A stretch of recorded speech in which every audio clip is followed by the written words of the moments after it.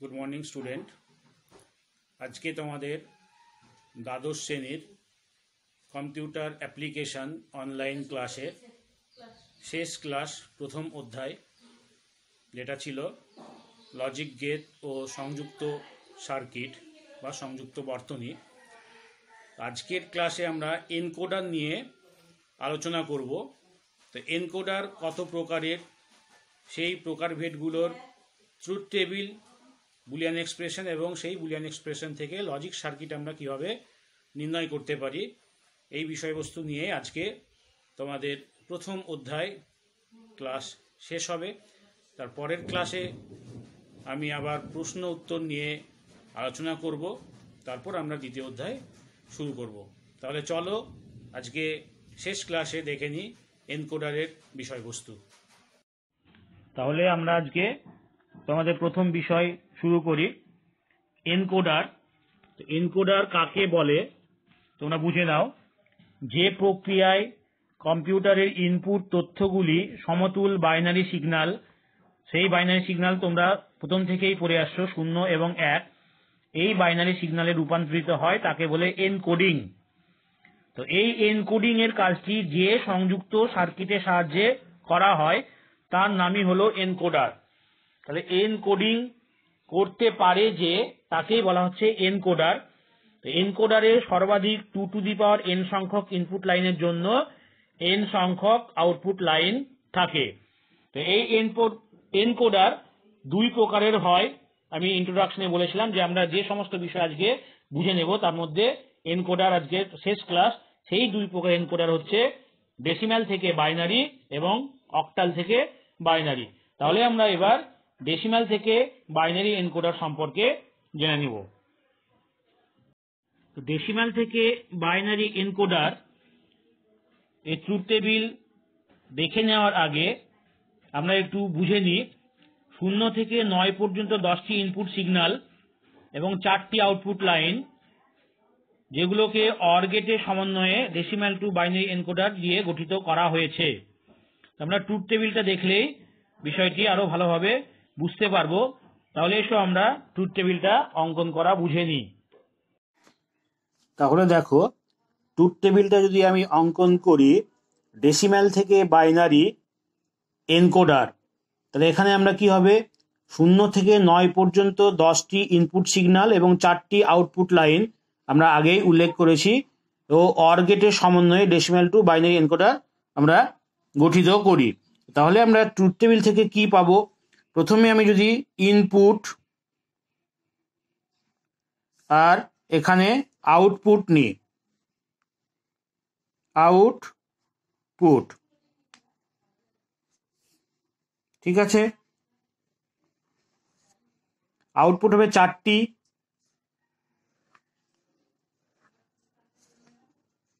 কি O3, O2, O1 এবং O0।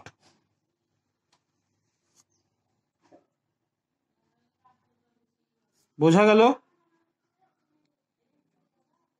আর input হচ্ছে 10টি, সেখানে আমরা 10টা ঘর টেনে নেব।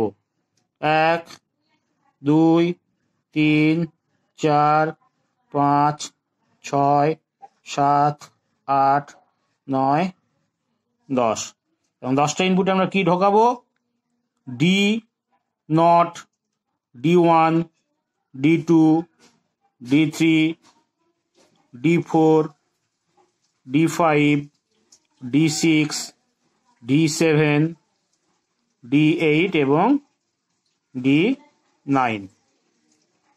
দেখো, তাহলে বোঝা গেল এখানে 4টে output O0, O1, O2, O3 আর 10টি ইনপুট D0 থেকে D9 পর্যন্ত।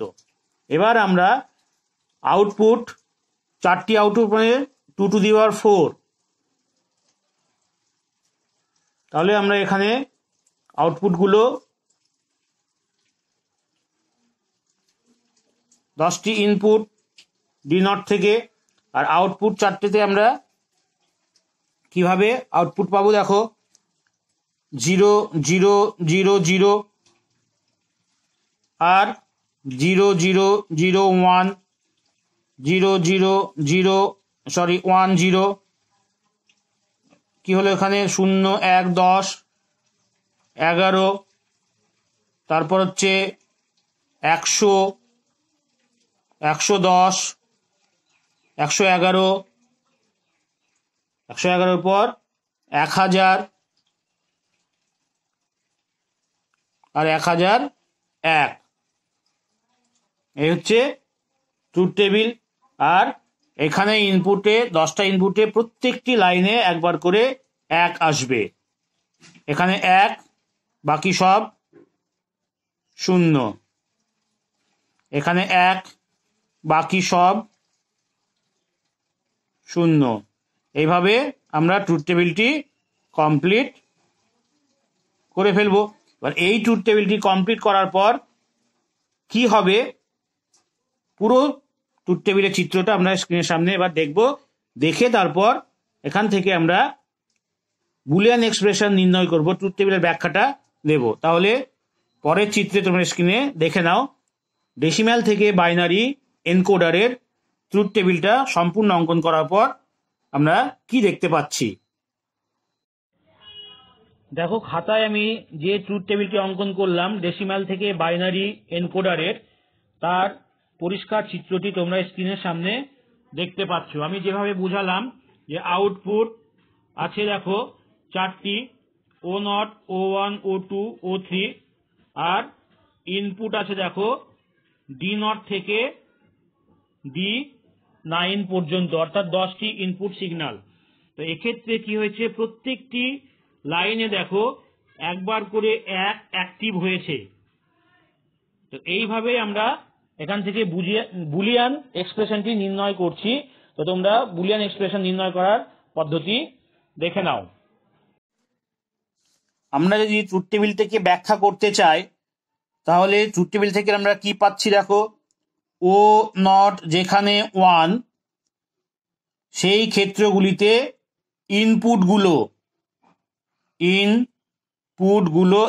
হয়েছে, বোঝা গেল? তাহলে এখানে আমরা কি দেখতে পাচ্ছি, O0 1 যেখানে আছে সেখানে ইনপুটগুলো কোথায় কোথায় 1 হয়েছে সেইগুলো আমাকে ধরতে হবে। তা ধরে আমরা কি পাবো, O0 ইকুয়াল টু পাবো D1 plus D3 plus D5, দেখো D5 plus D7 plus D9।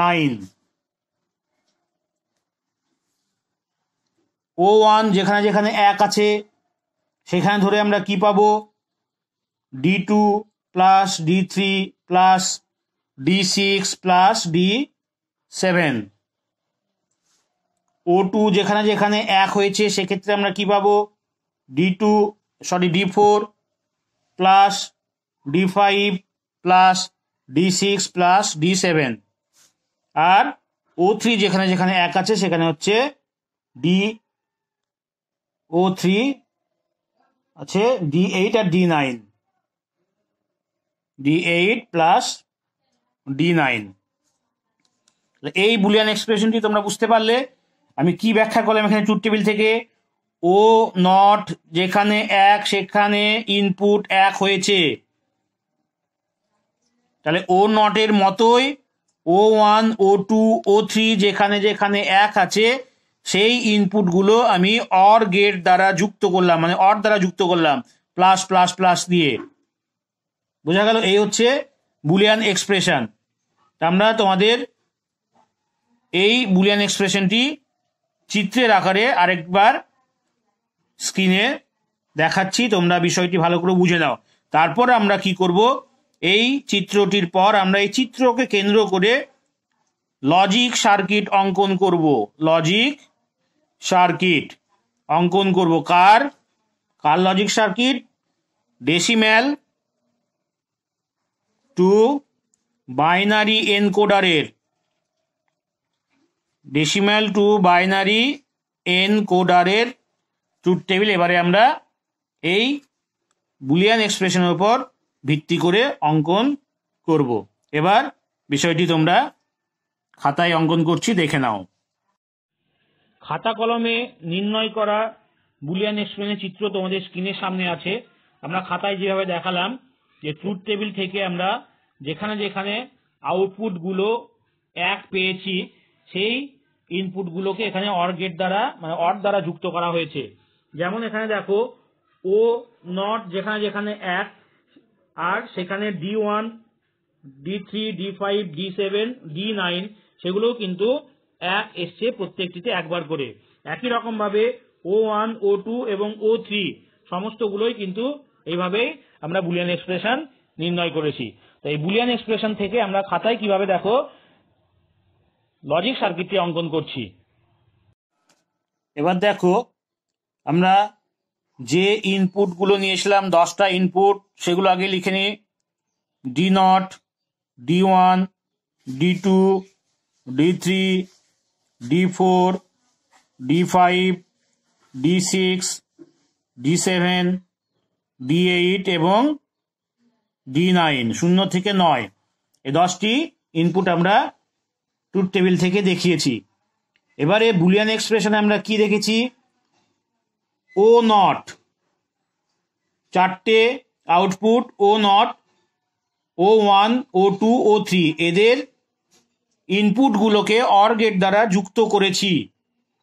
তাহলে আমরা এখান থেকে কি পাবো দেখো, আমি যদি 4টে ইনপুট এখানে নিই, কি কি 4টে output O not O1 O2 এবং O3 নিলাম। তারপর আমাকে কি করতে হবে দেখো, ও নট ইকুয়াল টু কি? ও নট ইকুয়াল টু আমরা পেয়েছি D1 D3 D5 D7 এবং D9 ইনপুটগুলোর যোগফল, এটা হচ্ছে ও নট। তাহলে আমরা কি কি নেব? D1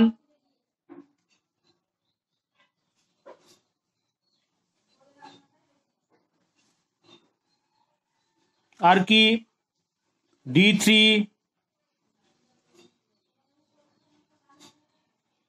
আর D5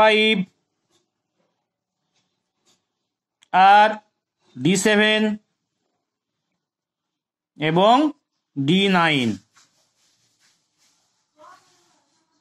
এই 5টি ইনপুটের অর গেট দ্বারা যোগ।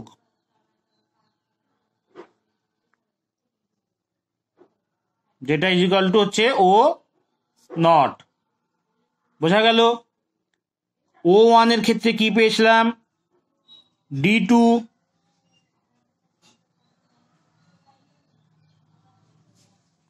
আর কি পেয়েছি? D3 D6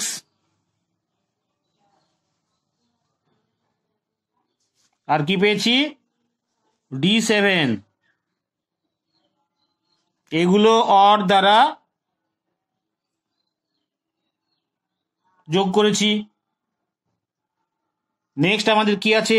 O2 equal to কি আছে? D4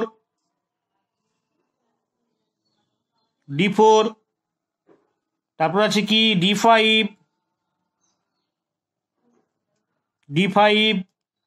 তারপর আছে D6 তারপর আছে কি? D7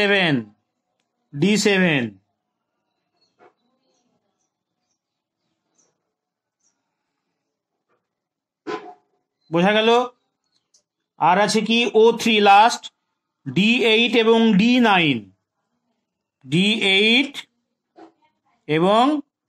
D9 এই হচ্ছে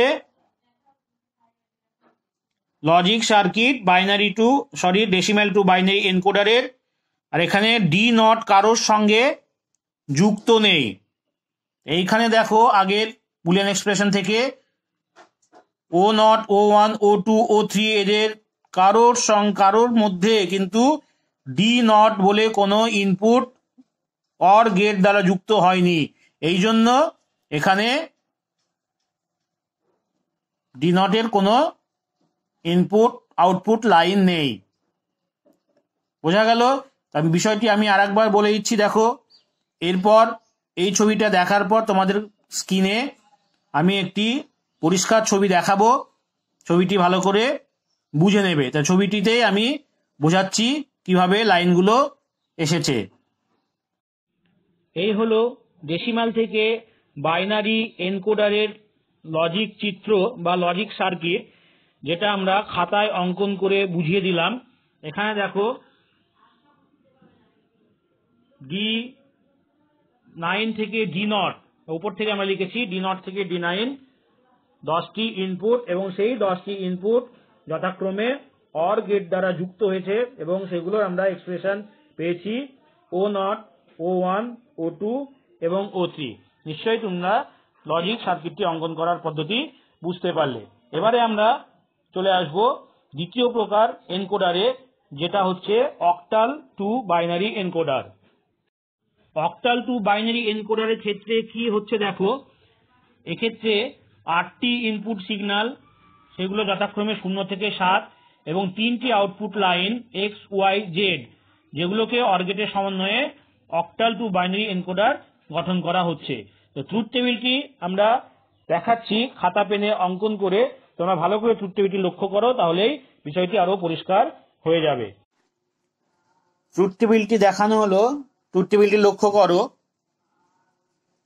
এখানে ব্যাখ্যায় কি বলা হলো, যেহেতু এটা অক্টাল থেকে বাইনারি এনকোডার, সেই জন্য ইনপুট হবে 8টি, D0 থেকে D7 যথাক্রমে, এবং আউটপুট হবে 3টি X, Y, Z, যেগুলোকে অর গেট দ্বারা, আমরা ইনপুটগুলোকে অর গেট দ্বারা যুক্ত করব।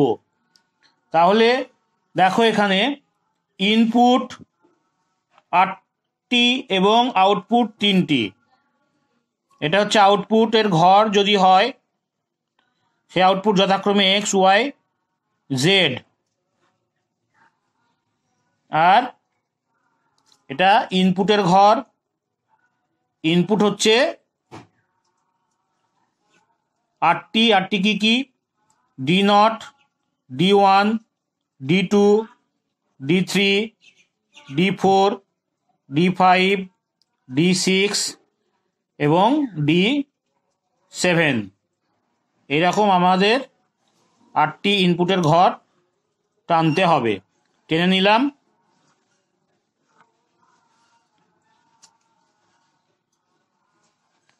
একই রকম ভাবে আমরা আউটপুটগুলো আগে 0 0 0 0 0 1 0 1 0 0 1 1 1 0 0 1 0 1 1 1 0 1 1 1, আমরা এভাবে 3টি আউটপুট 2 to the power 8 মানে 8টি আমরা আউটপুট পেয়ে গেলাম। এখানেও একই রকম ভাবে আমাদের প্রত্যেক লাইনে একবার করে 1, প্রথম লাইনে D0 1, দ্বিতীয় লাইনে D1 1, তৃতীয় লাইনে D2 1, চতুর্থ লাইনে D3 1, পঞ্চম লাইনে D4 1, ষষ্ঠ লাইনে D5 1, সপ্তম লাইনে D6 1, আর অষ্টম লাইনে D7 1। কত সহজ বিষয় দেখো, প্রত্যেক লাইনে একবার করে 1 এসেছে, এবং বাকি সমস্ত ক্ষেত্রে আমরা চোখ বুঝে 0 বসিয়ে দেব। এইভাবে মনে রাখলে কখনোই তোমাদের ট্রুথ টেবিলটা ভুল হওয়ার সম্ভাবনা থাকবে না।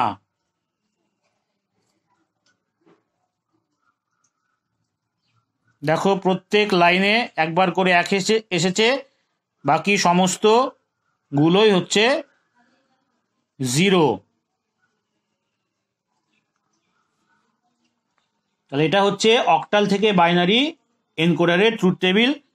তো এই ট্রুথ টেবিলটা আমি আর একবার তোমাদের পরিষ্কার করে স্ক্রিনের সামনে উপস্থিত করছি। তোমরা ট্রুথ টেবিলটা ভালো করে বুঝে নাও।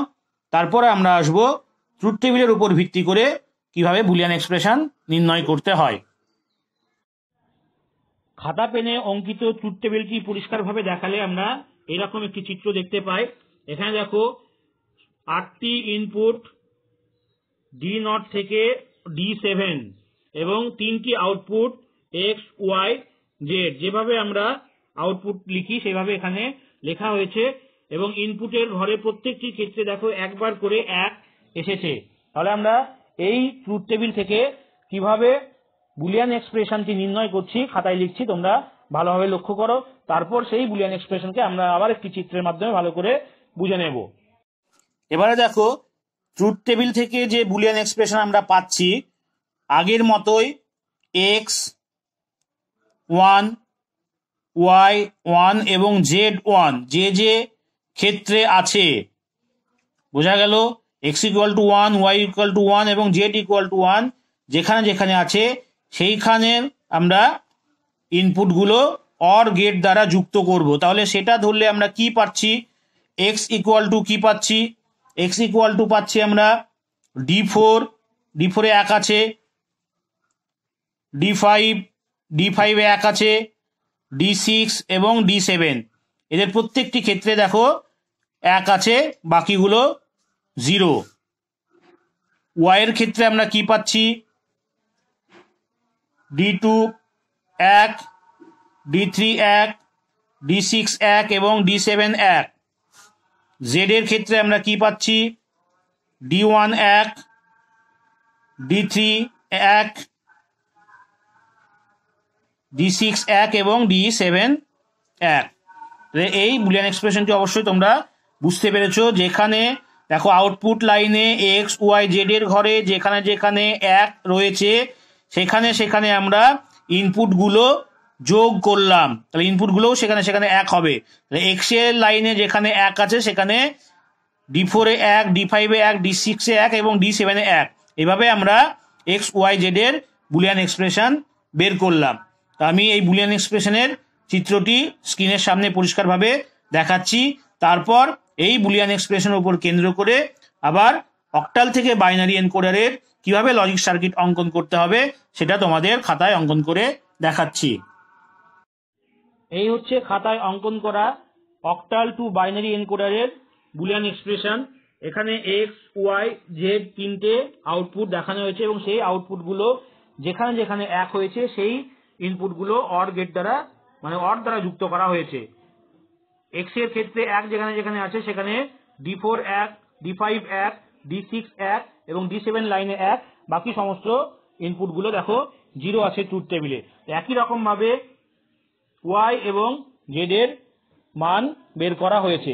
এই বুলিয়ান এক্সপ্রেশন থেকেই আমরা এবারে খাতা কলমে কিভাবে লজিক সার্কিট অঙ্কন করতে হয় অক্টাল থেকে বাইনারি এনকোডারের সেই চিত্রটি দেখে নাও। তাহলে দেখো তোমরা পরিষ্কার বুলিয়ান এক্সপ্রেশনের চিত্র দেখতে পেলে। আমার ওপরেও এখানে লেখা আছে। এখান থেকে যদি আমরা লজিক সার্কিট অঙ্কন করি অক্টাল থেকে বাইনারি এনকোডারের তাহলে তার চিত্রটি আমরা কি পাবো, দেখো এখানে ইনপুট ছিল 8টি। তাহলে ইনপুটগুলো আমরা প্রথমে লিখে দিই d7, d6, d5, d4, d3, d2, d1 এবং d0। আমরা এই 8টি ইনপুট লিখে নিলাম। এবারে আমরা x= কি পেয়েছি, d4, d5, d6, d7। তাহলে আমরা এটা প্রথমে আমি x y z এই তিনটে আউটপুট লিখে নিলাম। তাহলে x= হচ্ছে d4, তার সঙ্গে অর গেট যুক্ত হয়েছে d5, d6, d7। তাহলে d4 চলে এসো, d4 এর পর d5, d6 এবং d7। এখানে অর গেট, এটা ইকুয়াল টু x, বোঝা গেল। এবারে আছে কি y equal to d2, d3, d6, এখান থেকে আমরা d6 পাচ্ছি, আর পাচ্ছি d7, এটা d7। এটা হচ্ছে ওয়াই। বোঝা গেল? এবারে আমরা জেড এর আউটপুটটা কি পাবো? D1, D1 এর পর D3, তারপর পাচ্ছি কি D6, আর পাচ্ছি কি D7। এটা হচ্ছে জেড। তাহলে এই হচ্ছে অক্টাল থেকে বাইনারি এনকোডারের লজিক সার্কিট। তাহলে আমরা এই চিত্রটাই দেখো স্ক্রিনের সামনে পরিষ্কার একটি চিত্র তুলে ধরছি, যেটা থেকে তোমরা আরো পরিষ্কার বিষয়টিকে বুঝতে পারবে। যে চিত্রটি তোমরা দেখতে পাচ্ছ সেটা এখনই আমি খাতায় অঙ্কন করলাম।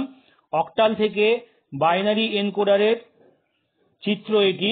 এখানে দেখো D0 থেকে D7 পর্যন্ত 8টি ইনপুট দেওয়া হয়েছে এবং সেই ইনপুটের পরিপ্রেক্ষিতে আমরা দেখালাম আউটপুটগুলো এক্স, ওয়াই, জেড, যেগুলোকে ইনপুটগুলোকে অর গেট দ্বারা যুক্ত করে আমরা এখানে লজিক সার্কিটটি অঙ্কন করেছি। তো এই হলো তোমাদের আজকের বিষয়বস্তু। বাকি যে বিষয়টা আছে সেটা আমি তোমাদের বলে দিচ্ছি। দেখো, তোমাদের বইয়ের প্রথম অধ্যায় logic gate and combination circuit এর 20 পেজে দেখো বাকি বিষয়গুলো আছে, অর্থাৎ পার্থক্য লেখো। এই পার্থক্যগুলো আশা করি বোঝানোর কিছু নেই। এতদিন এই ক্লাসে যা কিছু আলোচনা হলো সমস্ত বিষয়টি বলা হয়েছে, সেই আলোচনার মধ্য থেকে বিভিন্ন ধরনের পার্থক্য এখানে বইয়ে পৃথক আকারে দেওয়া আছে। নিশ্চয়ই তোমরা এগুলো পড়ে নিতে পারবে। যদি কোনো রকমের অসুবিধা হয় তাহলে আমার দেওয়া হোয়াটসঅ্যাপ নাম্বারে তোমরা যোগাযোগ করতে পারো। আমি যথাসম্ভব তোমাদের প্রবলেম সলভ করার চেষ্টা করব। ততদিনে ভালো থাকবে, সুস্থ থাকবে, ঘরে থেকেই অনলাইনে পড়াশোনা চালিয়ে যাবে এই কামনা করি। পরের ক্লাসে আবার উপস্থিত হব দ্বিতীয় অধ্যায় নিয়ে। সকলকে ধন্যবাদ।